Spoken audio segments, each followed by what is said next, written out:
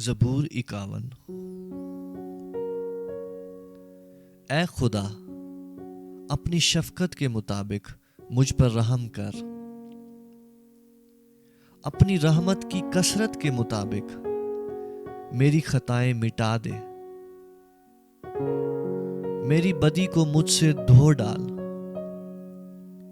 और मेरे गुनाह से मुझे पाक कर, क्योंकि मैं अपनी खताओं को मानता हूं और मेरा गुनाह हमेशा मेरे सामने है। मैंने फकत तेरा ही गुनाह किया है और वो काम किया है जो तेरी नजर में बुरा है,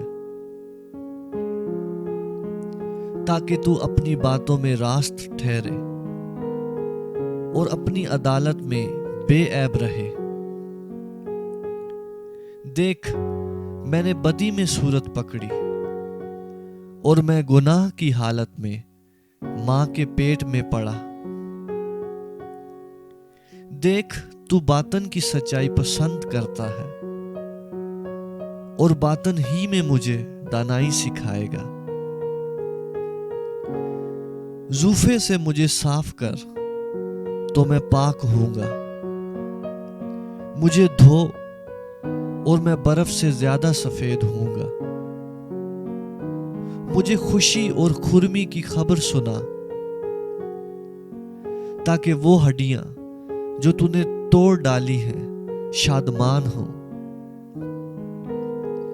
मेरे गुनाहों की तरफ से अपना मुंह फेर ले और मेरी सब बदकारी मिटा डाल। ऐ खुदा, मेरे अंदर पाक दिल पैदा कर और मेरे बातन में असर नो मुस्तकीम रूह डाल। मुझे अपने हजूर से खारिज ना कर और अपनी पाक रूह को मुझसे जुदा ना कर।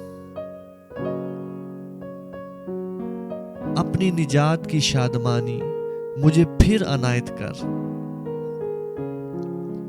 और मुस्तैद रूह से मुझे संभाल। तब मैं खताकारों को तेरी राहें सिखाऊंगा और गुनाहगार तेरी तरफ रुजू करेंगे।